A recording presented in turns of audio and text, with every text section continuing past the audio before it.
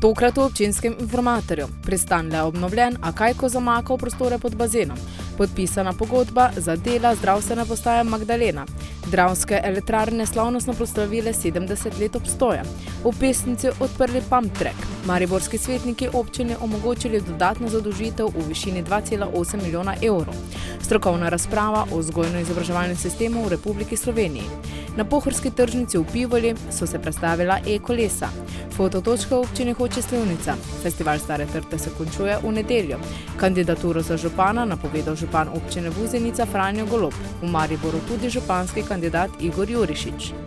Lepo pozdravljeni. Prostore Jiu-Jitsu kluba Maribor v kletnih prostorih Pristana je zalila voda. V klubski pisarni je zalila garderobo, papirje in arhiv. Na steni so rjavi madeži in to le nekaj mesecev potem, ko so se bazeni na Pristanu slavnostno odprli po obnovi.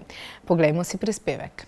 Smo v prostorih Jiu-Jitsu kluba v Mariboru, pravzaprav točno pod bazenom v Pristanu in tu za mano lahko vidite luknjo, ki je pravzaprav nastala ob puščanju bazena. Trenutno se zadeve že sanirajo, pa vendar očitno potem, ko je bil Pristan na novo obnovljen, še vedno nastajajo napake oziroma stvari, zaradi katerih bo potrebna sanacija.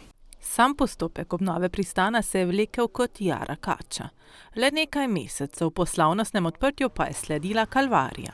Bo redno zamakanje v spodnje prostore, kjer imajo sedež nekatera športna društva, postalo stalnica?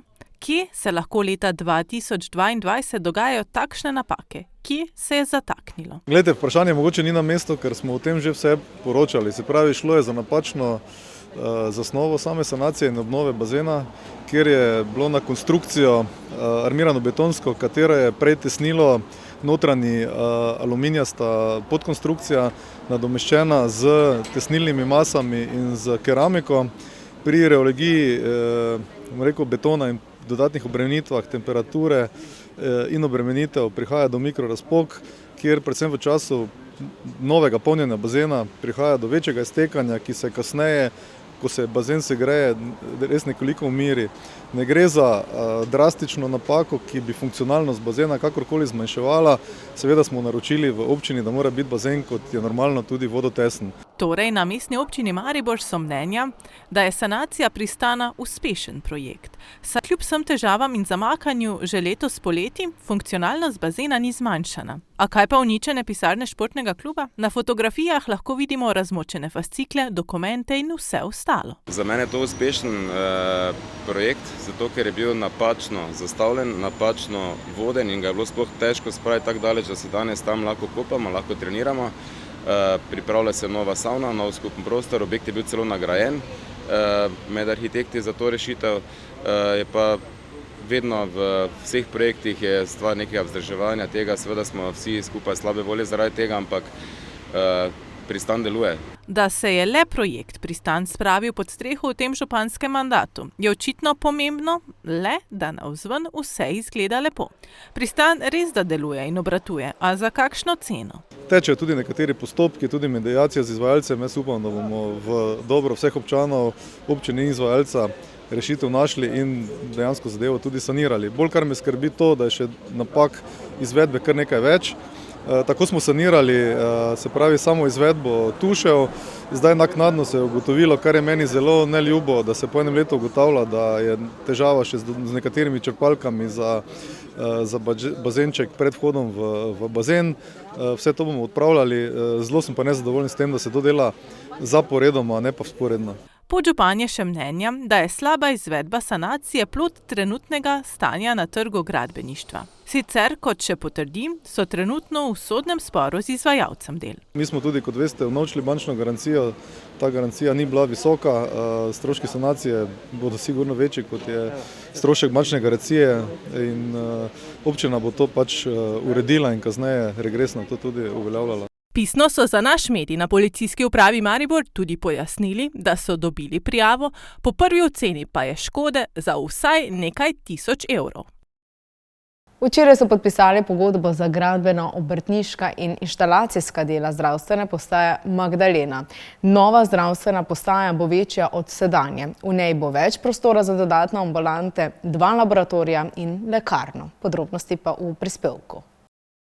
Predstavnik Mariborskega zdravstvenega doma je povedal, da so zadovoljni, da so podpisali pogodbo, saj gre za širitev prostorov. Tukaj ne gre samo za nadomestilo prostorov 1:1, vendar gre tukaj za zelo veliko širitev samih ambulantnih prostorov, kar pomeni, da bomo lahko omogočili zaposlitev dodatnim zdravnikom družinske medicine. Vse vemo, da na področju, ki ga naš zdravstveni dom pokriva, je približno 9300 takšnih pacientov, občanov, občank, ki praktično se nimajo niti kam vpisati, se pravi, nimajo osebnega izbranega zdravnika. Na ta način bo občina, se pravi, občina skrbi za to, da bomo lahko zagotovili kapacitete, zaposlili dodatne zdravnike in tudi poskrbeli za te občanke, občane, da bodo deležni takšne zdravstvene oskrbe, kot si dejansko Maribor in tudi vse ostale občine, ustanoviteljice v bistvu zaslužijo. V novi stavbi, ki bo nadomestila stari objekt, ki je še zgrajen kot paviljonski tip, bodo imeli tudi pediatrične ambulante. Sodobna zgradba, kjer bomo imeli možnost tudi dežurnega pediatričnega centra, pomeni želja je, da mi preselimo pediatrične ambulante z Vošnjakove ulice v ta nov sodobni objekt, kjer bo 8 ambulant družinske medicine, kjer bo tudi poskrbljeno, se pravi, za varstvo žensk, pomeni ginekološke ambulante in pa tudi izvenbolnišnična specialistična dejavnost bo tudi v tej stavbi omogočena. Tako dermatologija, določena ortopedija, urologija, nevrologija, EMG, samo da naštejem tisto, kar je predvideno, da se umesti v to stavbo. Imeli bodo tudi 2 laboratorija za odrasle ter za otroke in mladino. Zadovoljen s podpisom pa je tudi direktor Lekarn Maribor. Dolga leta se je govorilo, zdaj se je pa končno zgodilo. Res smo zadovoljni, veseli, srečni in predvsem pa zahvala županu gospodu Arsenoviču, da se je tudi zavzel za umestitev naše lekarne v ta zdravstveni dom. Kot je že bilo povedano, sigurno pacienti rabijo popolno oskrbo in ta način jo dobijo, kar predpiše zdravnik, lekarna izda. Ne bo potrebnih nekih dodatnih poti. Lekarna je tudi projektirana tako, da podobno kot v zdravstvenem domu ne bo tukaj mešanja vhod, izhod, vse zadeve so res postorjene tako, kot morajo biti. Sicer pa imajo Lekarne Maribor manjši delež, približno 4%. Gre za 110 kvadratnih metrov veliko lekarno, v začetku predvidena 3 izdajna mesta, 8 zaposlenih, od tega 5 farmacevtov, 3 tehniki. V primeru, da ne bo dovolj, seveda bomo iskali možnost. Mariborski župan je v podpisu pogodbe za gradbena, obrtniška in inštalacijska dela za zdravstveno postajo Magdaleno še izpostavil. Ker seveda se trudimo, da nikoga ne puščamo zadaj, tako ne teh mestnih četrti, Tabor, Magdalena in vseh, ki bodo sedaj gravitirali in bodo se verjetno odločili, da bodo svoje usluge zdravniške iskali v tem novem objektu, na katerega bo mesto ponosno. Z enako vnemo, z podobno arhitekturno ekipo razvijamo tudi zdravstveno postajo Tezno in upamo, da bomo, ko bo država dala ven drug razpis za sofinanciranje na področju primarnega zdravstva, bomo tam prav tako uspešni in da bomo v letu 2023 pričeli tudi za gradnjo enako ali še bolj potrebnega zdravstvene postaje Tezno. Župan je še povedal, da je vesel, da bo zdravstvena postaja Magdalena narejena po načrtih arhitektov in da se bo gradnja začela v najkrajšem možnem času, v mesecu oktobru.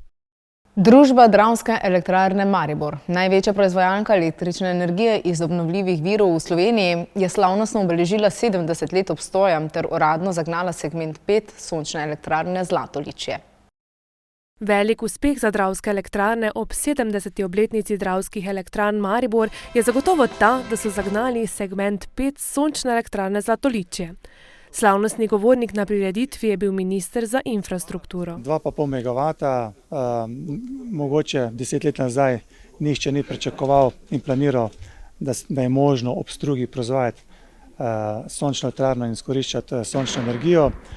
Danes je pa treba izkoristiti maksimalno vse možne lokacije in tovrstne lokacije so idealne in dopolnilo za hidroproizvodnjo, sončno energijo in vse ostalo. Reka Drava je v 97% izkoriščena, zato več ni možnosti za postavitev hidroelektrarn. Zato smo se na Dravskih elektrarnah pravi čas usmerili, glede na energetsko krizo, ki je, glede na potrebe, ki jih imamo v Republiki Sloveniji, smo se pravi čas usmerili z projekti tudi izven okvirov hidrologije, kar pomeni, da smo pričeli z izgradnjo sončnih elektrarn. Širijo se tudi na druga področja obnovljivih virov. Kot so geotermalna, kot je vetrna energija in še kakršnekoli druge oblike, samo da govorimo o obnovljivih virih, pa da govorimo o trajnostnem razvoju Dravskih elektrarn. Dravske elektrarne imajo velik pomen tudi pri zelenem prehodu. Dravske elektrarne imajo že sedaj v tem trenutku zelo velik pomen v energetskem pomenu bilančne skupine HSE in bilančne skupine, če gledamo širše Republike Slovenije, in zagotovo ga želimo in ga bomo tudi imeli v prihodnosti, ker smatram, da imamo dovolj perspektivnega kadra, da imamo dovolj znanja v samem podjetju, pa seveda tudi ne nazadnje moramo vedeti, da imamo dovolj finančnega potencijala, ki smo ga ustvarili skozi teh 70 let, kar že obstajamo, plus to, da moramo vedeti, da imamo pa že več kot 100 let v obratovanju prvo našo elektrarno, hidroelektrarno Fala. Zadnjih 9 mesecev imajo težave s hidrologijo, zato niti trenutno obilno deževje ne bo prispevalo k boljšemu rezultatu. Mi ne moremo govoriti o slabi hidrologiji samo v letošnjem letu. Slaba hidrologija se je začela oktobra lani, že od takrat dalje imamo pomanjkanje vode. Seveda to, da je to zdaj trajalo 9 mesecev, pa še traja, tudi te padavine, ki so v tem trenutku, ni dovolj. Tega nadomestiti ne moremo v letošnjem letu. In mi nekako planiramo, da bomo letošnjo leto zaključili, če bo Bog dal, vsaj v okviru 70% proizvodnje preteklih let. Sicer pa sta skupaj z direktorjem družbe Damjanom Semetom izpostavila umeščanje v prostor največje sončne elektrarne Zlatoličje Formin skupne moči kar dobrih 30 megavatov. Ta bo proizvajala električno energijo za okoli 10.000 gospodinjstev in omogočala dodatno celovito izkoriščanje energetskih objektov. V Pesnici so se razveselili novega koloparka, po katerem sta se spustila tudi pesniški župan Gregor Žmak in državni kolesarski prvak Gaj Gorza. Ta je vodil tudi mini tečaj vožnje po koloparku. Župan pa je izpostavil še več pridobitev v športnem parku Pesnica. Progo na novem pump tracku v Pesnici je preizkusil Gaj Gorza iz Kungote, ki je sicer državni prvak. Ob odprtju je vodil tudi mini tečaj vožnje po progi. Tale pump track v Pesnici je zelo super, na novo nared, dela ga skupina Bad Crew. Zdaj so se zelo dobro izkazali, kot pri drugih pump trackih, ki so jih delali. Ovinki so zelo lepo narejeni, tudi kucli, je zelo lepo voziti na njem. Ima kar veliki flow. Takole, priporočate to verjetno tako nekim rekreativcem, otrokom, ki se bodo mogoče prvič, drugič spustili, kot pa tudi verjetno športnikom, ki trenirate?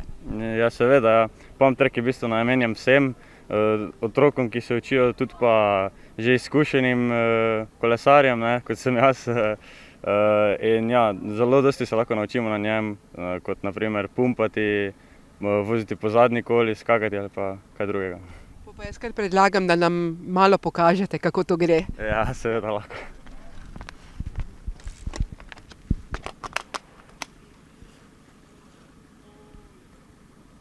Po progi pa se je pravzaprav spustil tudi sam pesniški župan, ki nam je nato povedal več o novi pridobitvi na športnem parku Pesnica. Uporabniki pravijo, da je največji pump track v Sloveniji, tako imenovan kolopark.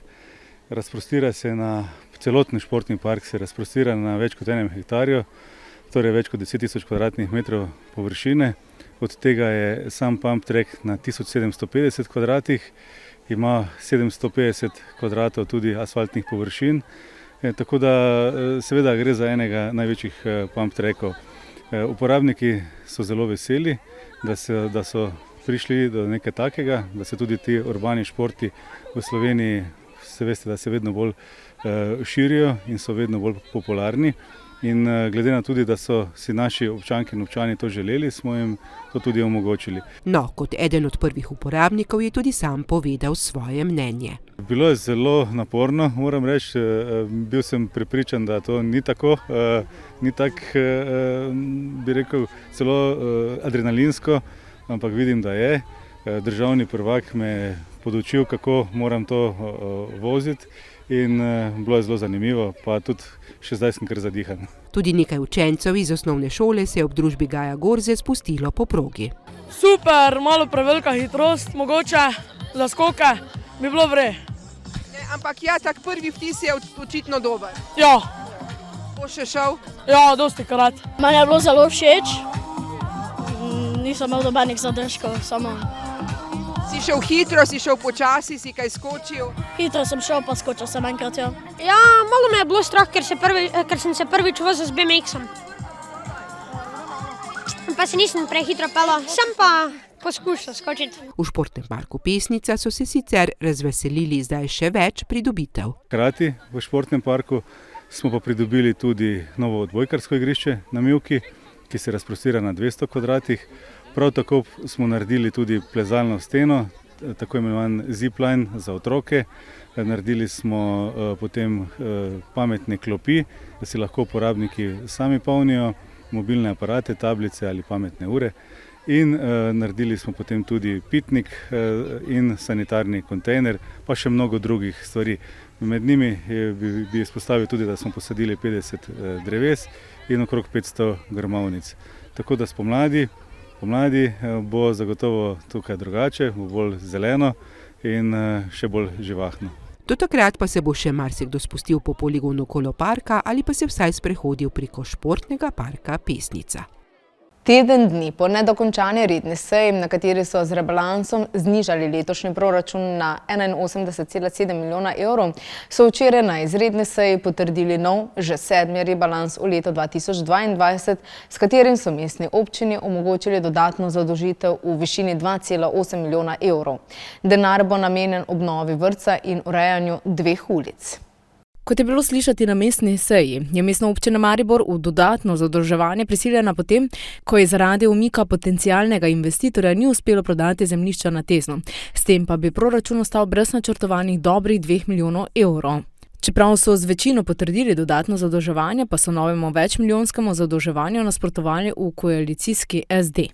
Z predlaganim amandmajem je načrtovana nižja zadolžitev, kot jo predlaga župan, in sicer namesto za 2,8 milijona zgolj v višini 0,6, izključno za investicijo v vrtec Pobrežje, Nota Brezje in za obnovo osnovno šolo Borci Severno mejo. Glede na obstoječo zadolženost mestne občine Maribor v višini 75 milijona evrov in negotove geopolitične situacije in zaradi velikih podražitev električne energije in plina ter zlasti obrestne mere bi bilo dodatno zadolževanje mestne občine Maribor za ureditev cest in ulic v teh danih razmerah neodgovorno. Prav tako je predlogu nasprotoval svetnik Igor Jurišič, ki meni, da to pomeni, da se je potreba po dodatnem 3-milijonskem zadolževanju pojavila dobesedno čez noč. Govorimo o tem, da je pred nami zima, za katero ne vemo, kako bomo omogočili ogrevanje. Ne vem, če ima mestna občina Maribor sploh izbranega ponudnika, kaj šele zakupljene količine plina za ogrevanje. In še en kup stvari, ki nas lahko finančno bremeni.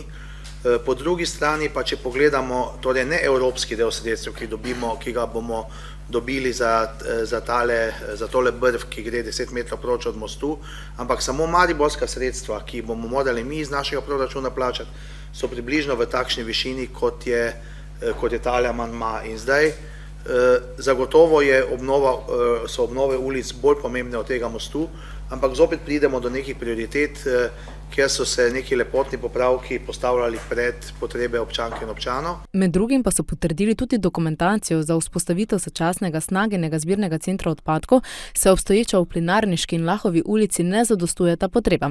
Zbirni center bo ob sortirnici največ 7 let, dokler občina ne uredi novega trajnega, ki je predviden v industrijski coni Marles. Alma Mater Europeja je priredila online brezplačna predavanja in strokovno razpravo za okroglo mizo o vzgojno-izobraževalnem sistemu v Republiki Sloveniji. Strokovnjaki so se v okviru predavanj in odprte razprave dotaknili najbolj perečih vprašanj vzgojno-izobraževalnega sistema v Sloveniji. Razprava je bila osredotočena na teme, kot so vprašanja avtonomije šole in vrtca ter pomen vzgoje, zaslonska zasvojenost otrok in mladostnikov, škodljivi vplivi družbenih omrežij ter problematika na področju duševnega zdravja otrok in mladostnikov, nujnost holističnega pristopa v vzgoji in izobraževanju. V slovenskem prostoru že dlje časa opazujemo, kako nevarno se maje naša vzgojno-izobraževalna konstrukcija. Razpoke pred zrušitvijo so vidne že od daleč. Ukrepanje ni več stvar dobre volje, politične ali kakšne druge, ampak je v tem trenutku pravzaprav nuja. Rezultat poglobljene 3-letne raziskave, ki je potekala v okviru Javne agencije za raziskovalno dejavnost Republike Slovenije, je znanstvena monografija Logopedagogika, holistični vzgojno-izobraževalni pristop za 21. stoletje. Tole deklaracijo in čeonsko deklaracijo je podpisalo 1600 strokovnjakov vsega sveta iz 160 držav. To je nekaj, česar pravzaprav čemur moramo tudi mi slediti. Poleg tega seveda je v sklopu UNESCO in Evropske komisije in Evropske unije nastalo mnogo dokumentov, ki nekako podpirajo tudi ta pristop. Ker se ta pristop že desetletja v svetu uveljavlja, predvsem v šolskih politikah, dokumentih in tako, smo tako tudi z našo raziskavo želeli ugotoviti, koliko pa je ta pristop uveljavljen ali pa prepoznan v slovenskem šolskem prostoru pri pedagoških delavcih od vrtca do srednje šole. Ugotovili so, da se delujoči v njihovi raziskavi omenjeno poznajo zelo slabo. Za primer, le slaba četrtina pedagoških delavcev pozna holistični pristop. Hkrati sogovorniki poudarjajo, da je šola ustanova, ki otroke izobražuje in vzgaja. Osebno mislim, da je osnovna šola prostor, kjer je vzgoja izjemno pomembna, vsaj tako pomembna kot izobraževanje, kajti če mi otroke naučimo širšega pogleda na svet, če jim privzgojimo vrednote in veščine, ki jim bodo nadalje v življenju pomagale razvijati njihove interese, potem je osnovna šola pri tem naredila veliko. Vendar se mi zdi, da je naš šolski sistem v zadnjem času zašel na več področjih in bi bilo potrebno urejati najprej zakonodajo in podzakonske akte, ki urejajo področje šolskega prostora. A kaj, ko posluha ni? Online predavanja in strokovne razprave z okroglo mizo v vzgojno-izobraževalnem sistemu v Republiki Sloveniji se ni udeležil nihče iz ministrstva. Kljub vabilu. Smo imeli široko strokovno razpravo, preko 1000 udeležencev, povabljeno je bilo seveda tudi ministrstvo, Zavod za šolstvo in tako naprej. Žal odziva ni bilo. Upanje ohranjamo, jaz mislim, da se treba povezovati, delati skupaj. Sam mislim, da bo do sprememb prišlo od spodaj na vzgor. Še nikoli ni prišlo od zgoraj na vzdolj. In več nas bo, ki bomo tako razmišljali, in vedno več nas tudi je, že potekajo, že kar malo vres je mi zdi v slovenskem prostoru, prej bo do tega prišlo. Namen projekta Holističen vzgojno-izobraževalni proces in krepitev duševnega zdravja je bil tudi ugotoviti, v kolikšni meri slovenski mladostniki dojemajo svoje življenje kot osmišljeno. Podatki so skrb vzbujajoči. Rezultati so zelo porazni oziroma lahko rečemo zelo žalostni. Manj kot 30% slovenskih dijakov se je ocenilo, da svoje življenje vidi smiselno, osmišljeno. Kaj to pomeni? Da vidijo življenje lepo, če tako preprosto povemo. Se pravi, več kot 70% slovenskih dijakov ima že nekako težave na področju duševnega zdravja. Velik problem, da pride do tega, so družbena omrežja. Raziskave so pokazale, da približno 50% med 10 in 12 let starih uporablja pametne naprave, ter da med 7 in 9-letnikov le te uporablja približno 33%. Se potem kaže tudi na duševnem zdravju, ki nekako isto procentualno pada, kot raste uporaba družbenih omrežij. Zato pride pogosto do odvisnosti, druge duševne motnje oziroma težave, ki se pri otrocih in mladostnikih kažejo, so anksioznost, depresija, motnje spanja, ker mladi pogosto zaslone uporabljajo v času, ko bi morali spati, potem težave s samopodobo, spletno strahovanje ter strah, da bi karkoli zamudili, ko niso na družbenih omrežjih. Da so učenci v stiski, se kaže predvsem po tem dvoletnem koronskem času. Srečujemo z različnimi stiskami pri učencih. Ugotavljamo tudi, da pri zaposlenih obstaja želja po pomoči, vendar je primanjkljaj na določenih področjih znanja tudi pri zaposlenih, zato bi potrebovali oziroma potrebujemo še dodatna izobraževanja in pa predvsem tudi spremembe v tej sistemski ravni. Predloge, kako slovenski šolski sistem izboljšati, imajo. Želijo si le še, da bi jih kdo dejansko preučil, ter da bi se na tem področju tudi kaj premaknilo naprej. E-bike tour s Pohorjem so minuli vikend v okviru Evropskega tedna mobilnosti obiskovalcem pohorske tržnice omogočili brezplačno poskusno vožnjo z e-kolesi. Poglejmo si podrobnosti v prispevku. Ta kolesa si sicer lahko ljudje sposodijo na Mariborski koči in se od tam odpravijo po Pohorju. Imamo na tej pohorski tržnici v okviru tedna mobilnosti predstavitev e-kolesarjenja, ki je pač zelo popularno v zadnjih mesecih, letih. In danes se pač predstavljamo, pa tudi ponujamo oziroma predstavljamo to dejavnost kolesarjenja, e-kolesarjenja na Pohorju. V turističnem društvu gostincev Pohorja so nam povedali, da pri projektu sodeluje 5 občin, in sicer občina Hoče - Slivnica, Maribor, Slovenska Bistrica, Ruše in Rače-Fram. Na pohorski tržnici ujamemo nekaj rednih obiskovalcev. Prišli smo sem zato, ker je toliko lokalnih ponudnikov, pa prebrala sem, da se dogaja veliko stvari za otroke. Tednu mobilnosti pa se nam je zdelo fajn priti malo pogledati. Torej ste prišli tudi z kolesi, verjetno, oziroma boste se kaj pripeljali z okoli z kolesi? Prišli smo v bistvu iz Kamnice, tako da smo prišli z avtom, ki ima hči zlomljenega prstka. Drugače pa smo bili ta teden precej s kolesi mobilni. Seveda pa ni manjkalo animacije za otroke, glasbenih vložkov ter dobrot, ki so bile ponujane na stojnicah tržnice. Najmlajši so nam povedali, da se radi vozijo s kolesom. Ja. S kom pa se voziš? Z mamico, pa z bratom, pa z sestrico, pa z atijem včasih. Opažajo, da so e-kolesa veliko prinesle k razvoju turizma na Pohorju, saj se lahko obiskovalci oziroma uporabniki koles podajo na kulinarično pot po Pohorju. Imamo zamišljeno tako, da obiskovalci, ki pridejo tukaj, jih opremimo in gremo na eno krožno turo tukaj v bližini, tako da dejansko tudi imajo stik z tem električnim kolesom, ki so drugačna od ostalih, in pa seveda, da dejansko čutijo, kaj pomeni to pomoč same elektrike, ne. Za uporabo e-koles se odloča vedno več ljudi, ki mogoče poti z navadnim kolesom ne bi zmogli, tako pa lahko vsak breg premagajo brez težav. Ja, izposoja na Pohorju je vsak dan možna, pač za tisti, ko preživijo nekaj časa na Pohorju, pač uporabljajo pač od koče do koče ta kolesa.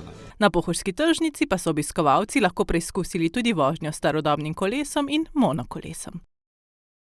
Še ostajamo v občini Hoče - Slivnica, kjer so ponosni tudi na svoje bisere, in s tem namenom, da bi bili bolj prepoznavni tudi izven meja občine, so se odločili, da po različnih lokacijah uredijo prav posebne fototočke. Več pa v nadaljevanju. Ena izmed fototočk se nahaja v Hotini vasi ob ribniku, ki je poznan kot priljubljena ribiška točka, ker je vsako leto organizirano tudi ribiško tekmovanje. Tu so tako z namenom na ogled postavili veliko ribo. Ta ponudba bo pomenila to, da si lahko vsak slika recimo pri tej naši fiški, ki je popestritev našega kraja, našega ribnika, ki je že vrsto let tu. V tem ribniku so gojili tudi, oziroma so bili krapi, tako da so tudi ribiči imeli kaj od tega, tako da jaz mislim, da je to kar lepa popestritev. V tem mandatu so intenzivno pričeli posodabljanje turistične prepoznavnosti in en del predstavljajo ravno te fototočke, ki so posebna atrakcija. V sodelovanju z rezbarji smo iskali tisto, kar bi zadevo popestrilo, naredilo občino bolj zanimivo. Zdaj glede na to pa, da smo tudi ali pa zelo turistična občina, smo postavili na točke, kjer je zanimivo, tako recimo ribo ob Hotinskem ribniku, stol / kapljica pri slapu Skalca, razgledna klop pri Mariborski koči, roka pri dvorcu Slivnica, pri športnem igrišču v Slivnici. Namen je, da bi ljudje obiskali te kraje, se fotografirali, objavili na družabnih omrežjih in tudi prek tega promovirali občino Hoče - Slivnica. Na tej lokaciji je tako postalo še bolj idilično, kot je že bilo. Tako. Mislim, da je lepa okolica, tale naš otok, ki je bil, ta vrba je bila včasih velika, ampak tista je pač dotrajena bila in zdaj je nova in tudi ta lepo raste. Ne? Jaz mislim, da je ta vrba zelo popestrila to našo okolico. V izbor je prišlo veliko znamenitosti iz vse občine in letos jim je uspelo v sodelovanju z Združenjem rezbarjev in modelarjev lesa pripraviti 4 fototočke. Mi smo imeli mednarodno kolonijo rezbarsko in istočasno je občina prosila, da bi pač naredili neke skulpture za postavitev nekih obeležij, za turiste, za krajane in seveda z veseljem smo to sprejeli, začeli ustvarjati. Če govorim o ribi, moram povedati, da je ribo ustvarjal Daniel Zakrajšek, novi član pri nas, zelo aktiven in moram povedati, da je to njegovo prvo delo in je zelo uspelo, tako da smo kar zadovoljni. Župan je ob tem poudaril še, da se vsem zahvaljuje, ki so pri tem projektu sodelovali, ter še enkrat več poudaril, da je njihova želja postaviti čim več fototočk, ki poudarijo lepote občine Hoče - Slivnica. No, včeraj pa se je tudi začel 22. festival Stare trte, s katerim se v štajerski prestolnici poklonijo najstarejši trti na svetu. Vrhunec dogajanja bo tudi letos nedeljska slovesnost trgatve pred hišo Stare trte. Kot vsako leto bo tudi letos vrhunec festivala slovesna trgatev najstarejše stare trte na svetu, tokrat že 36. zapored. Ob 11. uri se tukaj dobimo in takrat poberemo vse, kar je zraslo na naši trti in seveda to sprešamo in stočimo potem, da bo vino pripravljeno. Tudi letos pa bo kulturno-etnografska prireditev potekala v družbi gospodarja in skrbnika trte, vinskih kraljic, vitezov ter malečniških bračev. Župan občine Vuzenica je napovedal ponovno kandidaturo na lokalnih volitvah. Povedal nam je, zakaj se je tako odločil in kateri izzivi ga čakajo, če bo ponovno izvoljen. Poglejmo. Župan občine Vuzenica se je ozrl v zadnji mandat na čelu občine, ki se počasi izteka. Seveda, končanjem prejšnjega mandata, pričetkom tega mandata, od leta 2018 je bila še v zaključku faza opremljanja in čiščenja odpadnih voda, ker je žal občina Vuzenica še takrat bila v fazi manjših populacijskih enot od 2000. Zdaj v tem času, leta 2020, se je tudi to spremenilo. Občina Vuzenica spada v aglomeracijo višjo od 2000 populacijskih enot. Saj to je za občanke in občane včasih torej nerazumevajoče, kaj župan govori na občinski seji, pa vendar so pomembni koraki k v čisti naravi. Pomembno je tudi opremljanje Dravske doline s pitno vodo, ki je s koncem tega mandata tudi zaključeno. Veliko je bilo usklajevanja. Ponosen je tudi na kulturno-upravni center. Seveda je pa še kar nekaj milijonskih projektov, lahko rečem, kulturno-upravni center. To ni objekt, ki je nekako pisan po meri sedanjega župana. Župan imamo 4-letni mandat. To je objekt, ki bo tudi v prihodnje služil občanom in občankam občine Vuzenica, ključno tudi za občinsko upravo. Predvsem smo veseli, da smo pridobili tudi evropska sredstva. Projekt gre k koncu, torej fizična dela so končana, nekaj odprave napak in jaz upam, da še v letošnjem letu pred iztekajočim se tem mandatom vstopimo v nove prostore. Težko je izbrati le nekaj projektov. Ja, vsak projekt je za mene pomemben, enako velja tudi za občanke in občane. In ozirajoč se na vse, kar je bilo storjeno, se je odločil, da vnovič kandidira na lokalnih volitvah. Uradno še sicer nisem objavil, da sem pričel z zbiranjem podpisov podpore volivcev, občank in občanov. In seveda morda je to pravi trenutek, torej nobena skrivnost, tudi četrtič najavljam, da se bom potekoval za mesto župana občine Vuzenica. Torej v fazi zbiranja podpisov, podpore volivk in volivcev in seveda 20. novembra se podamo na volitve. Jaz upam, da volivke in volivci prepoznavajo trud, zagnanost, energijo, ki jo še kot Franjo Golob, kot župan, kandidat za tudi naslednji mandat imam. Ja, energije in vizije mu za vnovičen mandat, če tudi že četrti, ne manjka. Predvsej veliko planov in načrtov, ki je ostalo neizpolnjenih, predvsem pa obljub, kajti Tudi v enem dnevu se ne da vsega potrošiti, vsega pojesti, enako se ne da tudi vsega izvesti, kajti že uvodoma sem dejal, da ni vse odvisno samo od lastnega proračuna, ampak je precej odvisno tudi od uspešnih pripravljenih projektov, predvsem pa od črpanja sredstev tako evropskih, kakor tudi z državnim nivojem. In pripravljeni so na to. Je še kaj takega, kar se lahko v Vuzenici izboljša? Veliko. Torej, Vuzenica je sigurno v zadnjih desetletju izredno veliko naredila na infrastrukturi. Tako cestni, komunalni infrastrukturi, seveda pa nas čaka kar veliko izzivov. In ti izzivi pravzaprav ali strategijo, ki jo mora imeti skoraj vsak politik ali predvsem župan, je tista, ki ti narekuje tempo dela za v prihodnje. Zaveda se, kakšen bo tempo dela in to ga ne skrbi. Res da je, da želi vsak tudi sam uresničiti ne več pričakovanj, želj, obljub, ki jih daješ, pa vendar moram reči, da v tem mandatu, pa tudi v prejšnjih mandatih smo pravzaprav popisan list, ki se mu je reklo strategija, izpolnili skoraj vse obljube. Kako se bodo razpletle volitve za župana v Vuzenici, pa bomo videli po 20. novembru. Napoved kandidature pa je podal tudi mestni svetnik Mestne občine Maribor Igor Jurišič, ki je napovedal, da bo kandidiral na lokalnih volitvah za župana Mestne občine Maribor. Podrobnosti pa v prispevku. Pred dnevi je svojo kandidaturo za župana Mestne občine Maribor potrdil tudi Igor Jurišič. Za kandidaturo sem se odločil predvsem iz tega razloga, ker želim mestu pokazati, da obstajajo drugačni načini vodenja mesta in da mesto ni zgolj tistih 0,05% površine med glavnim trgom, Koroško cesto in spodaj Vojašniškim trgom in Starim mostom, kateremu se je sedaj posvečala skoraj vsa pozornost. Meni, da v mestu trenutno ni pravih prioritet. Dokler imamo razpadajoče zdravstvene postaje, dokler imamo ceste, ki so v tehnično skoraj neprimernem stanju in nevarne, dokler določene dele mesta oziroma mestne občine nimajo vodovoda, mislim, da ni čas za lepotne popravke. Za glavni problem izpostavi podfinanciranje in to je tisto, kar si bi sam želel urediti. Govorimo o tem, da Republika Slovenija nakaže oziroma dodeli Mariboru približno 20 do 25 milijonov evrov letno manj, kot naloži obveznih nalog.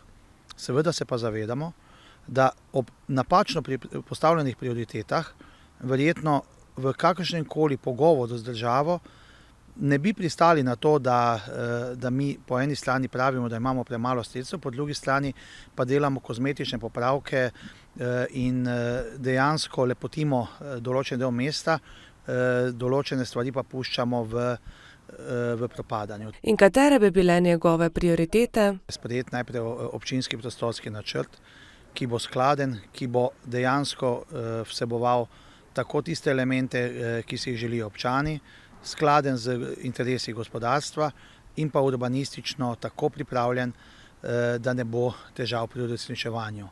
Tega žal trenutno nimamo in to bo tisto, kar bo potrebno narediti seveda v zakonsko predpisanem roku. Želel bi si urediti tudi ceste, ki so v slabem stanju.